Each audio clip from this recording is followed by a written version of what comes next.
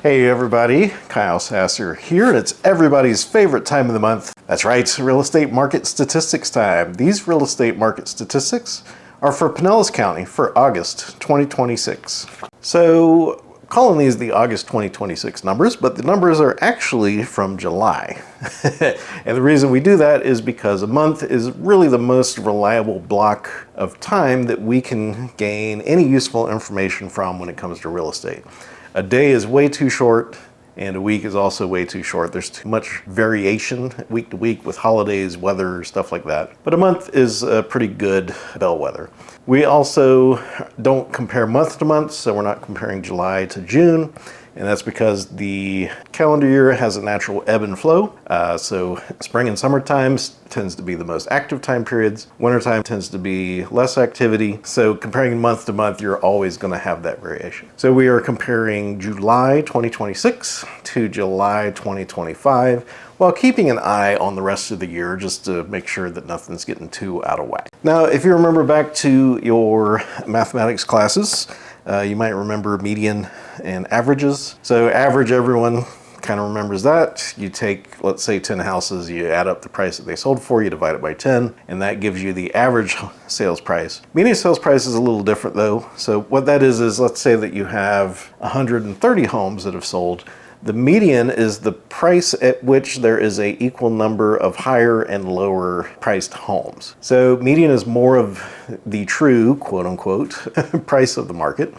It doesn't get swayed as much if a significantly expensive house sells. Like average sales price would get pulled pretty significantly if like a $5 or $10 million estate sales. And same thing on the flip side, like if there is a significantly larger number of lower priced homes that sell, it can move the average sales price a significant amount, but the median sales price will not move quite as much. So let's dive into these Pinellas statistics. Total closed sales was up 4.10% from 902 homes to 939. Cash sales was down 19.94% from 326 to 261. Median sales price was up 6.83% from 439 to 469.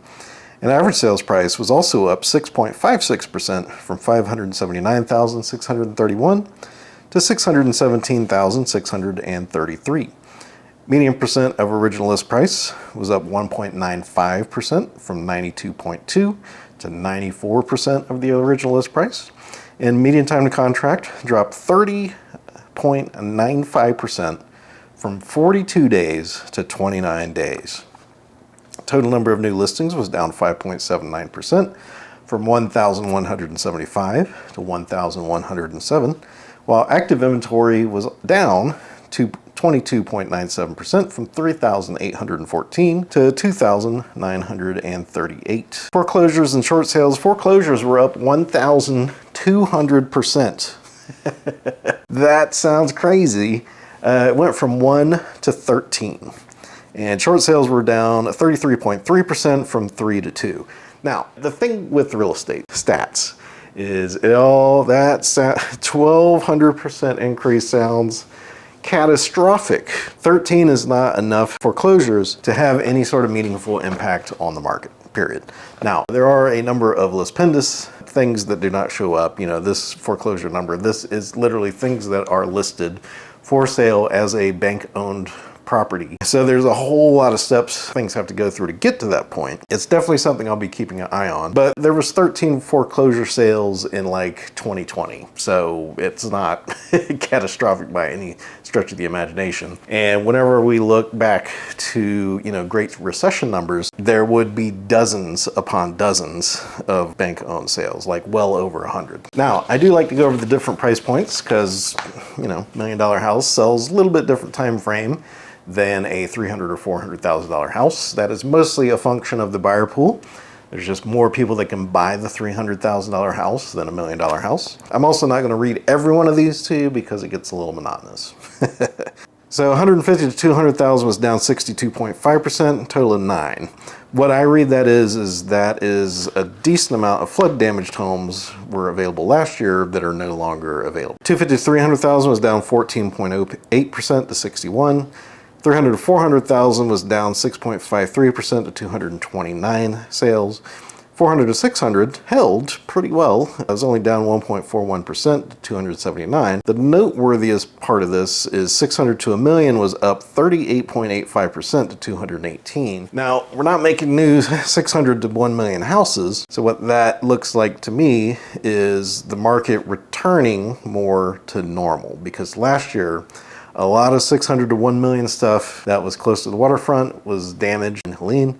And so that, to me, looks more like returning to normal. That's kind of the more normal spread. Whereas historically, previous couple years, 600 to 1 million has been a pretty problematic price range. 1 million plus, they usually have cash. 300 under, not as difficult to come up with the down payments for that. So 600 to 1 million has taken a hit the last few years. So that is good to see that recovery there. Median time to contract across the board is down. 200 to 250 is down 60.98% to 16 days. That is super fast. 300 to 400,000 is down 11.76% to 30. 400 to 600,000 is down 27.78% to 26. New listings are up across the board except for the 300 to 400 mark, which was down 10.2%, 220 new listings. But 400 to 600, 39.58% increase in listings, 395. 600 to 1 million was up 45.86% to 228.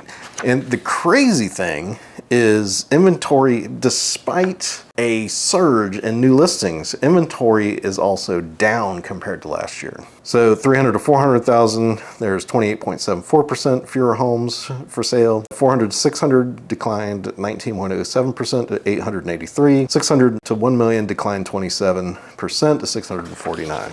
So those are the real estate statistics for Pinellas County for August 2026. So I normally do combined Hillsborough and Pinellas County analysis. The reason why is because both sides of the bay tend to follow the similar trajectory. It's not that the prices are the same. Hillsborough County tends to be a little bit less expensive and a little slower than Pinellas County, but that had every now and then things will separate out a little bit. So this is the Tampa/Hillsborough County analysis. And if you've watched previous months of these videos, you will know that Hillsborough County has been basically pretty level for the last 2 years now. So median sales price has basically been within a $10,000 to $15,000 price band for the last 2 years. And that price band has basically been like $420,000 to $435,000, $440,000. Every now and then it'll peak a little below that or a little above that, but that's basically where it has been. So median sales price has not moved too much. It's still in that price band.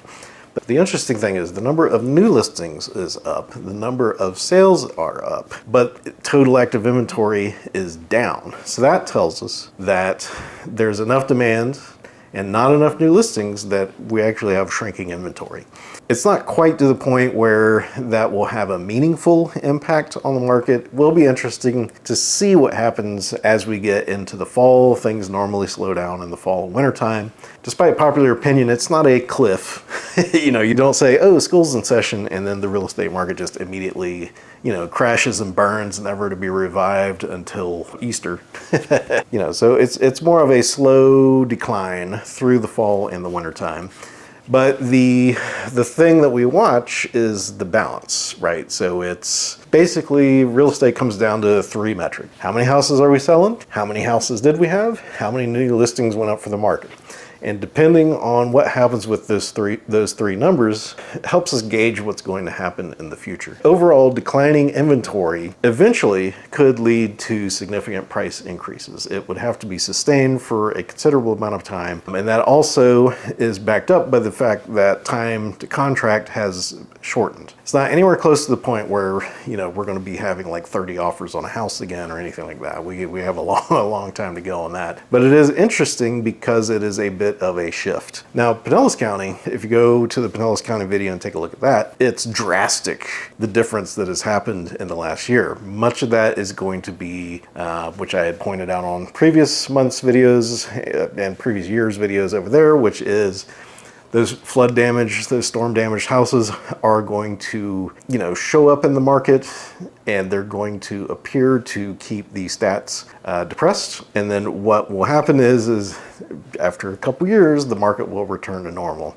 And so on the Pinellas side of the bay, we've definitely seen big jumps in median sales price, all of those sorts of metrics, which again, it's not necessarily that things are going crazy over there. It's just, things are starting to return to normal. Hillsborough County wasn't as impacted by the storms. And so I had been relying more on my analysis of Hillsborough County because again, Hillsborough County and Pinellas County tend to follow each other. So even though, Pinellas County, let's say there's 4 fingers on the Pinellas County market and this one was hurt. If we know that, Hillsborough County made it through pretty good and, we can keep an eye on what Hillsborough County was doing without focusing on how hurt Pinellas County is. And so what Hillsborough County had been doing is it had been holding, which showed up in the stats in Pinellas County, but not in anything published. What I had to do was I had to eliminate the flood damaged areas and focus primarily on the mainland of Pinellas County. And what I'm seeing over there now is things are, the market is reconciling back into one market over there. Again, I know this is Hillsborough County. You're like, I don't care what's happening in Largo. I'm in Ruskin, or Thanodisassa, or Tampa. But it's interesting because that's coming up. But really the story for Hillsborough County has been steady Eddie for years now. And so that continues to be what it's doing. There's a few interesting things with closed sales and total inventory are doing. It's going to take a few months that I'll be watching that to see what happens. So, hit the subscribe button and all that stuff. But by and large, on the buyer side, there is a large number of homes to choose from still across a wide swath of the Tampa Bay region. And on the seller side, it's still pretty easy to get a really good price for your house, even top of market. And on the selling side of things, if you've been thinking about selling your house, you will still get a top dollar for the house. The honest assessment is if you bought within the last year or two and you want to sell it for $40,000 more than that, it's not an impossible task, but that is a very difficult task. Buyers do have a lot of choice now, but at the same point in time, plenty of houses are selling. Things are not taking forever to sell anymore. And we're back down to 32 days now, which is basically borderline seller's market. So those are the stats for Hillsborough County. I want to thank you so much for hanging with me through these videos. I know some of them get a little lengthy, I get a little rambly sometimes, but literally just sharing my thoughts on the market with you. If you would like help finding your own amazing home in the Tampa Bay area, I would love to help you out. You can reach me at 727-300-2111. Alternatively, there is a link to my calendar in the description down below. You can click that. It'll take you to my calendar. You can choose the time that works best for you to have a chat. That's the best first step. If you have any comments, thoughts, or questions about anything in the stats or just real estate in general, feel free to leave those in the comments as well. Thank you so much for watching. My name is Kyle Sasser, and I'll talk to you soon.